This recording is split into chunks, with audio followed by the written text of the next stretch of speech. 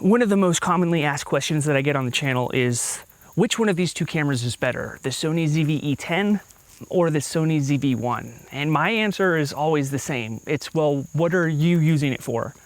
So in this video, we're gonna do a deep dive into the differences between these two cameras so that you can have a better idea of which one is more suited for you. This isn't gonna be a versus video. We already did that a year ago. Don't worry, if you missed that class, I'll leave it in the description, but just make sure you get it done by the end of next week.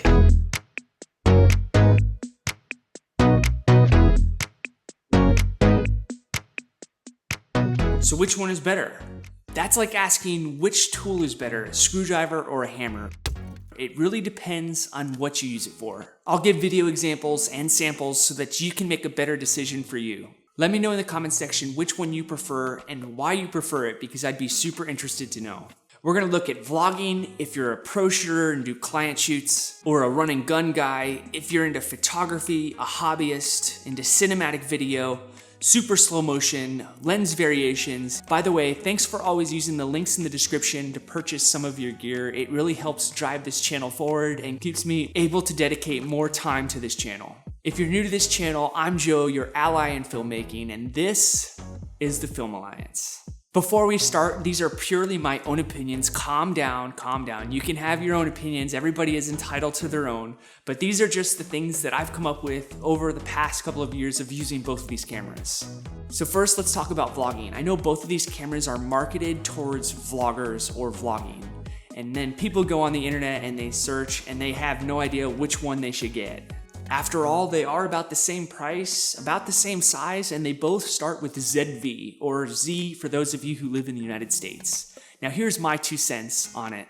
Now if you're into vlogging, I don't think the ZV-E10 is for you, just because the kit lens that comes with it really kind of punches into your face because you have that 1.5 times crop factor, and also the active stabilization isn't that good. But the ZV-1 on the other hand might be better for vlogging, because I could be wrong about this, but I think the stabilization is better, and also it's more versatile. So when you turn the camera off, the lens will go into the camera and you can just kind of throw it in your pocket and get different types of shots. So I would go with the ZV-1 when it comes to vlogging. So with all that being said, you could really use either one of these two cameras for vlogging, and they even make accessories for the ZV-1 that maximize its use when it comes to vlogging.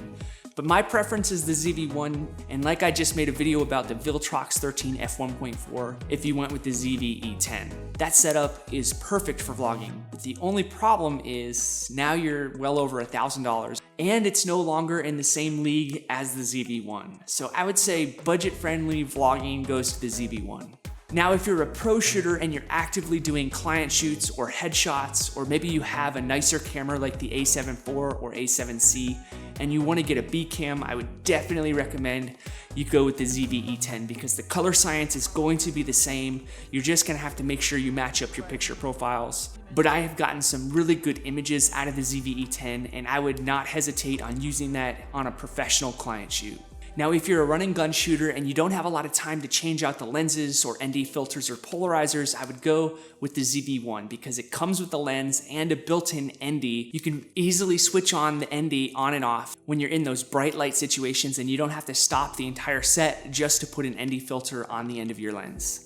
I rigged out the ZV-1 with a cage and a bunch of accessories all around it, and it worked out to be the perfect cinema rig for run and gun. The ZV-E10 is more for like, take your time and get your camera settings right and just get the right image. So if you're into photography, then I would probably recommend you get the ZV-E10, because then you'll be able to get a lot of different lenses that will suit your creative needs.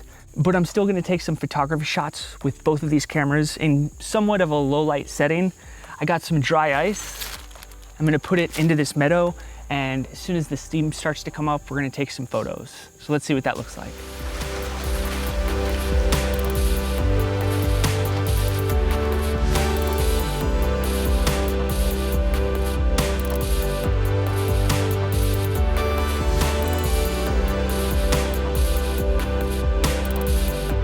If you're a nature photography enthusiast such as myself, I would definitely go with the ZV-E10, because you can interchange lenses, and I even got this lens, which is a 55 to 210 millimeter lens, and after you add the crop factor, it's almost like a 350 millimeter lens, and it's pretty cheap. I made an entire nature documentary with this camera and that setup, and it was just amazing. So this is a great beginner camera with that lens if you want to get into nature photography.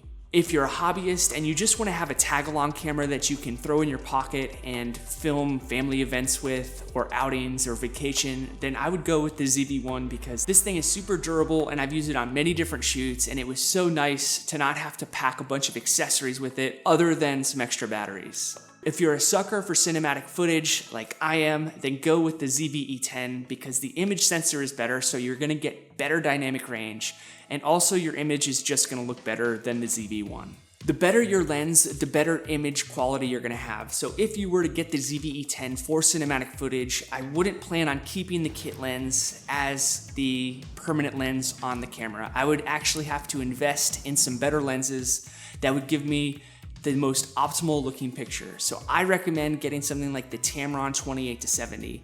Now you are going to pay quite a pretty penny. In fact, it's even more than this camera itself. But if you want that beautiful looking cinematic footage, then I would go with the ZV-E10 and a better lens. If you're into super slow motion footage, like say 960 frames per second, and you don't have a budget of like $20,000 to get one of those really nice high frame rate cameras, then I would go with the Sony ZV-1, and I would make sure that my subject is lit properly. So that might mean you have to invest in a better lighting system and setup if you're only into that super slow motion footage, but it's definitely worth it because I've gotten some insane slow motion shots with the ZV-1 using HFR.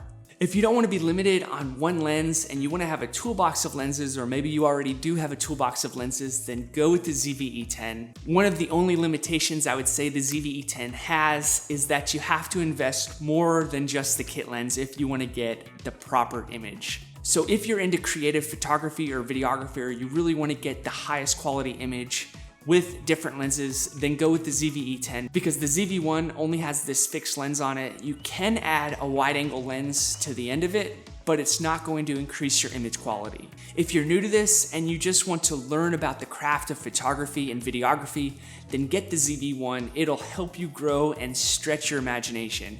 Now, I got the ZV-1 not as a beginner, but I would say maybe intermediate, and it has incredibly helped me learn about this craft and become better. It does have a lot of limitations, but there are ways around it. And when it's all said and done, I've been super happy and excited about the ZV-1.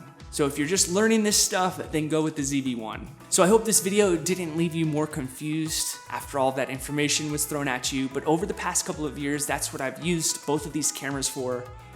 And I'm pretty solid. If I'm going out to vlog, then I'll throw the ZV-1 in my camera bag, which it always is anyways. And then if I'm going out to get some cinematic footage, I'll throw a nicer lens on my ZV-E10, or if I'm doing like a client shoot and I need a B cam, it's gonna be the ZV-E10.